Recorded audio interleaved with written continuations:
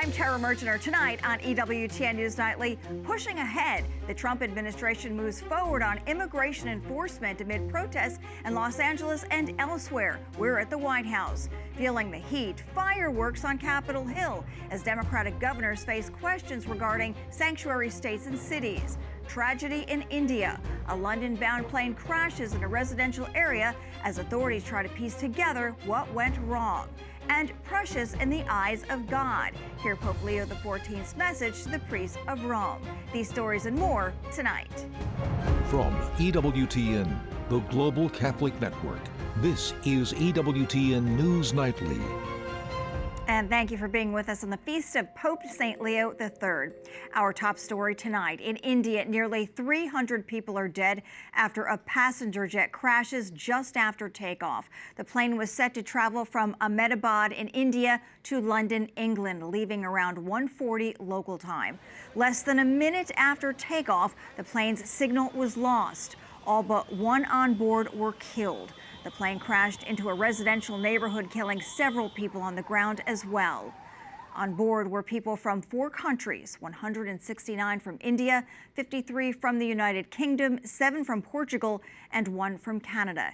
EWTN White House correspondent Owen Jensen asked President Donald Trump about the disaster. The plane crash was terrible. I've already told them anything we can do. It's a big country, a strong country. They'll handle it, I'm sure, but I let them know that anything we can do, we'll be over there immediately. But it was a horrific crash. It looked like it was flying pretty well. It didn't look like there was an explosion. It just looked like the engines maybe lost power. But boy, that is a terrible crash. It's one of the worst in aviation history. For more, we turn to Dr. Sanat Kaul, a former Joint Secretary of the Ministry of Civil Aviation in India. Dr. Kaul, thanks for joining us. First off, the plane crashed soon after it took off. What could have caused that?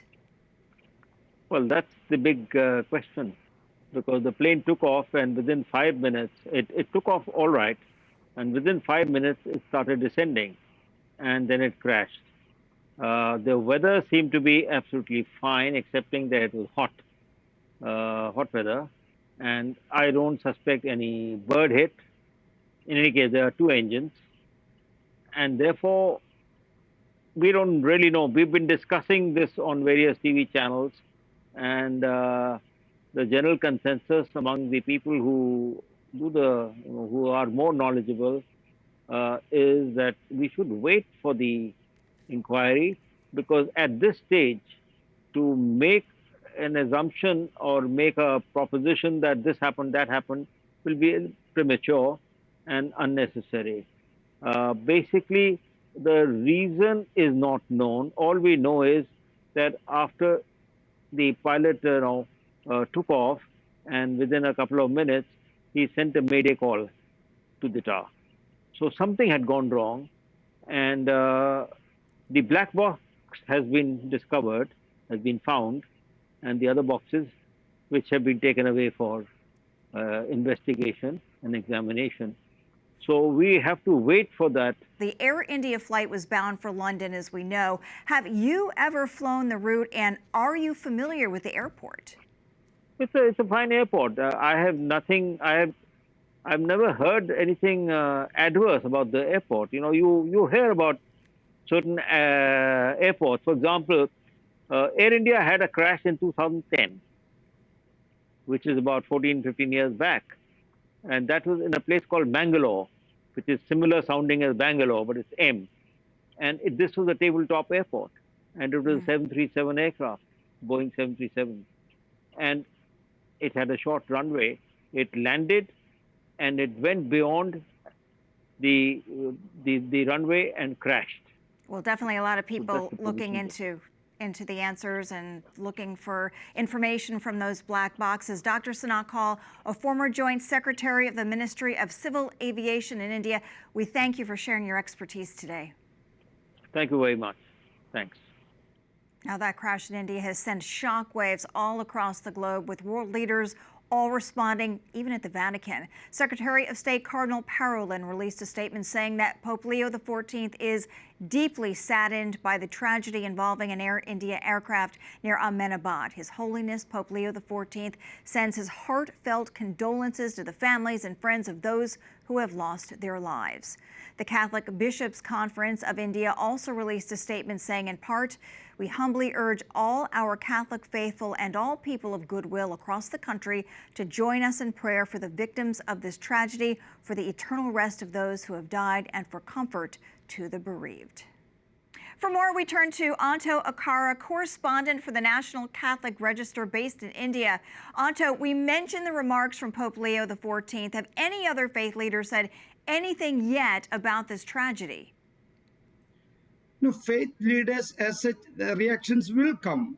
I mean, see, in Indian media, those things don't take much of precedence. So it takes time.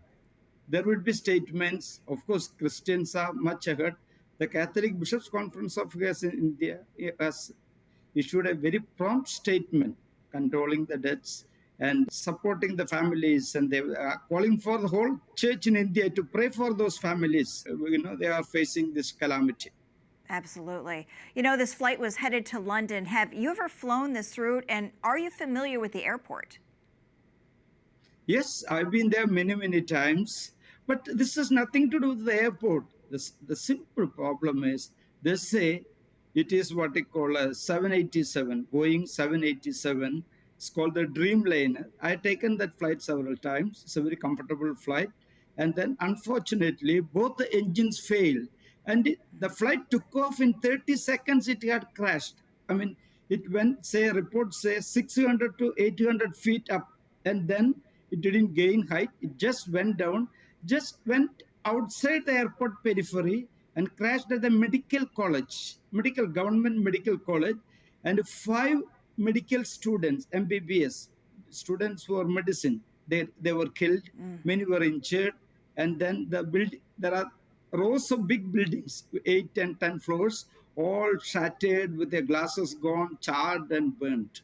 It's terrible tragedy it is. Absolutely. Is it unusual to have an airport so close to a residential area? Do you know of any other crashes like this that might have happened before in this area or similar? No. I mean, in India, there is huge everywhere. Go to Mumbai, you find huge human residences areas just on the fringe of the airport. So you cannot have, empty airports in the plain land. It's next to impossible. Perhaps Bangalore is an exception. In Bangalore, the main airport was in the heart of the city. And then it was choking, and Bangalore was spreading like anything. So they moved out of Bangalore city, say 30 miles practically. But now it is also getting choked. They've got 3 terminals now, 3 terminals, 1, 2, 3.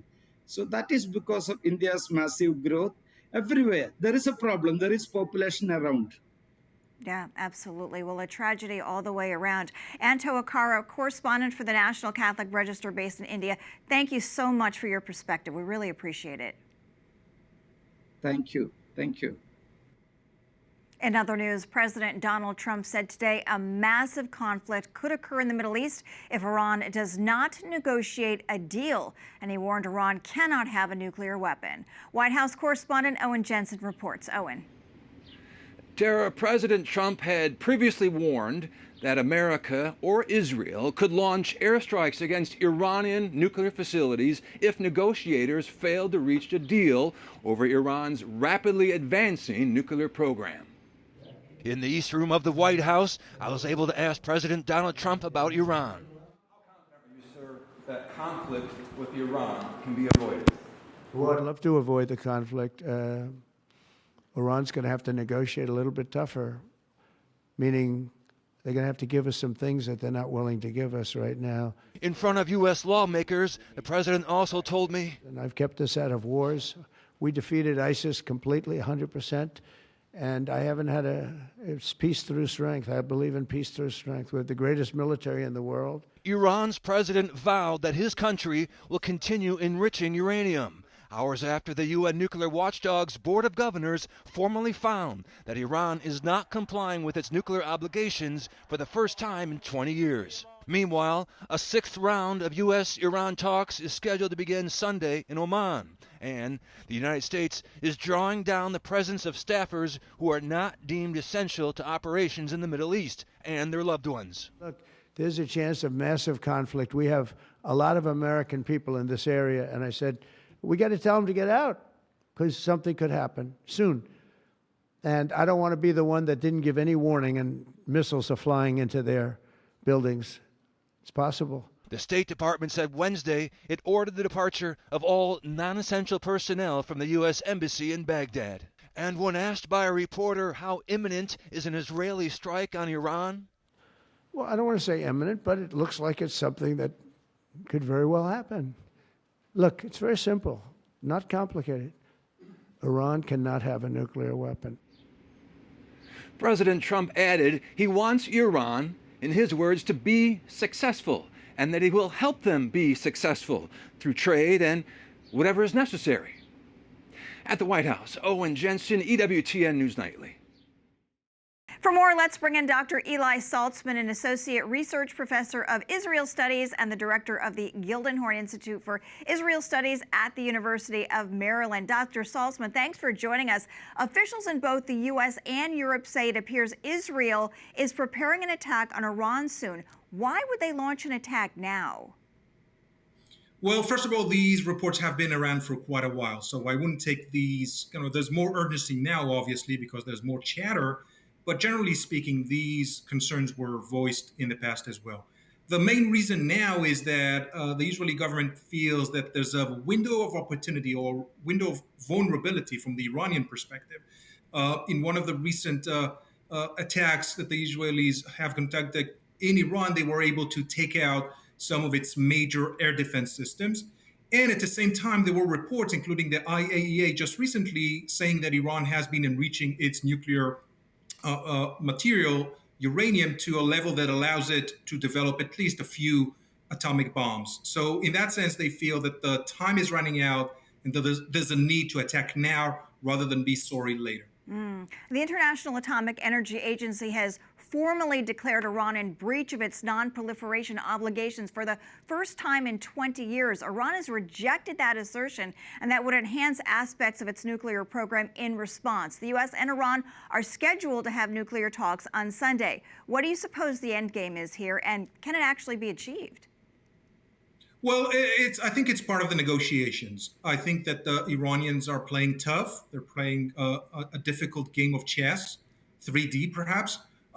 There's an offer on the table that the Trump administration has conveyed through the envoy, Steve Witkoff.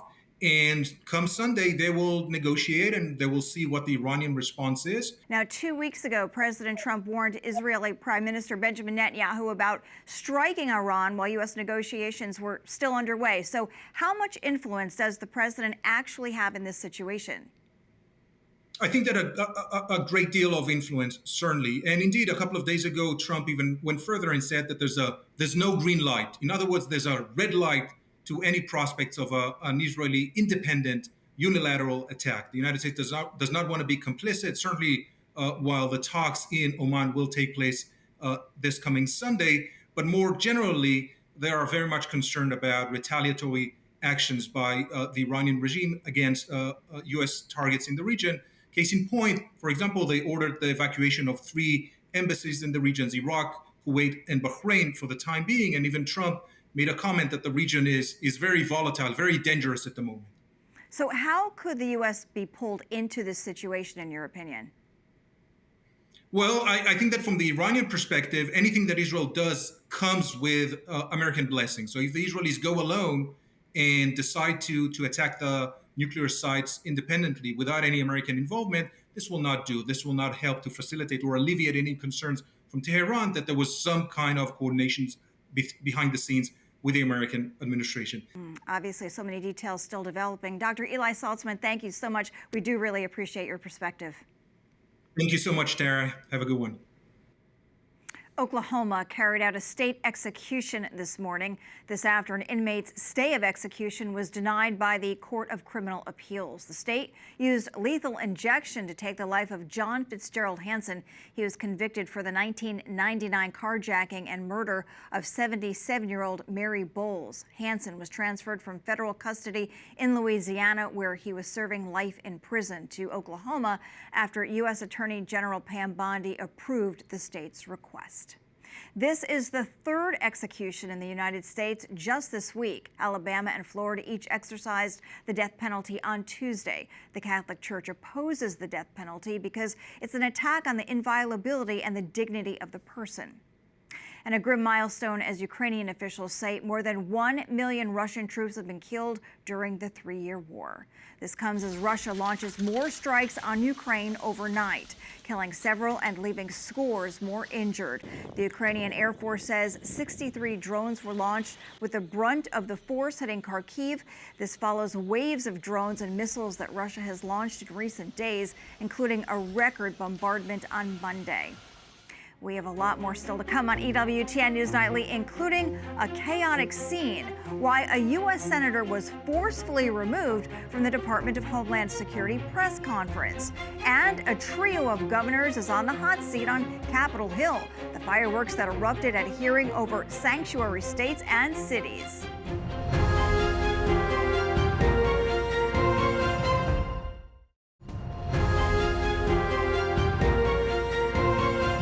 A short time ago, House Republicans were able to pass legislation codifying cuts made by the Department of Government Efficiency, also known as DOGE. Despite all Democrats voting against it, the package will cut about $9 billion in funding for public broadcasting and foreign aid. Now, this vote comes after internal battles over deficits and funding cuts, and after Elon Musk, the billionaire who hatched the idea of DOGE, fell out of favor for a few days with President Trump. The measure now moves to the Senate.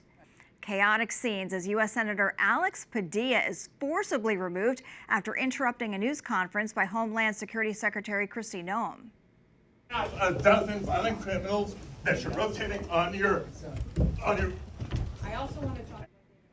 The incident took place in Los Angeles, in the home state of the Democrat senator. The DHS secretary had just said the government would remain in L.A.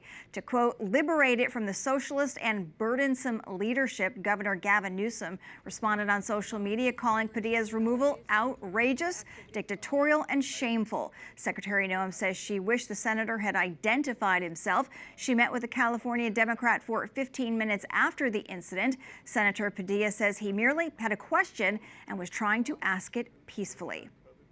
Well, fireworks on Capitol Hill as a trio of high-profile Democratic senators took center stage at a hearing about sanctuary states and cities. New York's Kathy Hochul, Tim Walz of Minnesota, and Illinois Governor J.B. Pritzker all faced questions about their actions. Republicans claim they are putting illegal migrants over the safety of law-abiding Americans. Capitol Hill correspondent Eric Rosales joins us with the latest. Eric. Good evening, Tara. Oversight Committee Chair Congressman James Comer wasted no time going after these governors. With pictures behind him of illegal migrants who committed horrific crimes like murder and rape, he spelled out the problems these sanctuary states and cities are causing. These governors handcuff law enforcement from doing their jobs, harbor predators, and call it compassion. It's not compassion. And it's costing lives, hurting Americans, and draining taxpayer money. In May 2020, looting, acts of violence, and arson occurred on your watch in Minneapolis after you refused to bring in the National Guard. Governor, your agenda is clear. Free health care, free college and driver's licenses for illegals while handcuffing law enforcement when they're trying to protect our citizens. The governors defended their actions and state policies. Enforcing immigration law is not the role of local and state governments. If you truly care about public safety, if you truly care about the economy, if you truly care about human dignity, then sit down, negotiate, have real reform. Violent criminals have no place on our streets, and if they are undocumented, I want them out of Illinois and out of our country.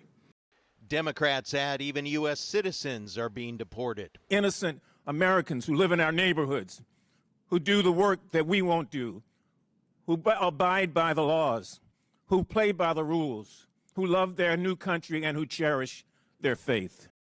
New York Congresswoman Elise Stefanik, who is considering a run for governor next year, listed what she says are Governor Hochul's failed policies. Rapes of young girls, beatings of NYPD cops by illegals who are here under Kathy Hochul's failed policies, burning New Yorkers alive.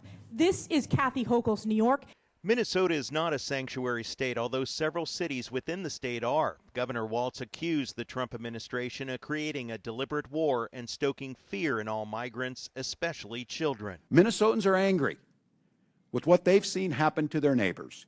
They're angry that the federal government has been snatching people up, putting them in prison, and deporting them without a shred of due process. With the news of President Trump threatening to arrest California Governor Gavin Newsom, Democrats asked the governors what if federal officers came after them. I'll say, go for it. You can't intimidate a governor. What is this country coming to when people can threaten us on social media and on cable news and try to stop us from doing our jobs? The governors claim besides President Trump adding to this crisis, what really needs to be fixed is the broken immigration system. While Republicans scolded the governor, saying by creating a safe haven for illegal migrants, they too are breaking the law. At the Capitol, Eric Rosales, EWTN News Nightly. Eric, thank you. Well, the Catholic bishops of Mexico have issued a response to the wave of ICE raids across America. In it, they say it is necessary to distinguish that although some undocumented migrants commit criminal acts, not all undocumented migrants are criminals. They add that making this distinction, quote, makes it possible to overcome confusion that leads to mistakes, allows us to see reality clearly and make appropriate decisions for the benefit of all. Up next on EWTN News Nightly, Pope Leo takes on the role of Bishop of Rome, the message he had for Roman priests under his care. Plus, pro-life groups are pushing back against the United Nations over its so-called solution to the global fertility crisis. We'll explain.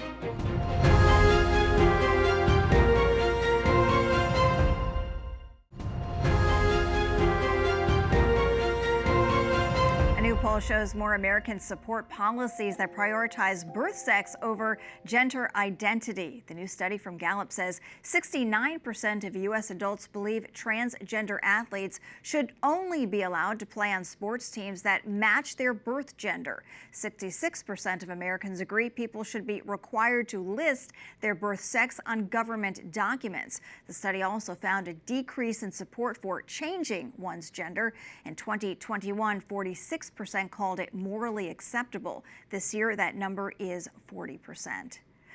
Pro-family advocates are pushing back against a solution to the global fertility crisis from the United Nations. The United Nations Population Fund's report said the crisis is in large part because of a lack of, quote, reproductive autonomy. Now, that term often is associated with contraception and abortion.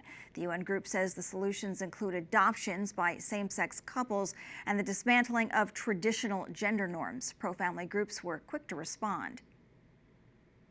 The Center for Family and Human Rights told EWTN's Catholic News Agency, quote, low fertility is an important and timely topic to address. Then added the report is like all of UNFPA reports packaged as a way to promote UNFPA's typical priorities and values. And finally tonight, Pope Leo XIV wears many hats, including Bishop of Rome. And today he met the priests of the diocese. I ask everyone to pay attention to the pastoral journey of this church, which is local but, because of those who lead it, is also universal. Walking together is always a guarantee of fidelity to the gospel, together and in harmony, seeking to enrich the church with one's own charism but also having at heart the one body of which Christ is the head.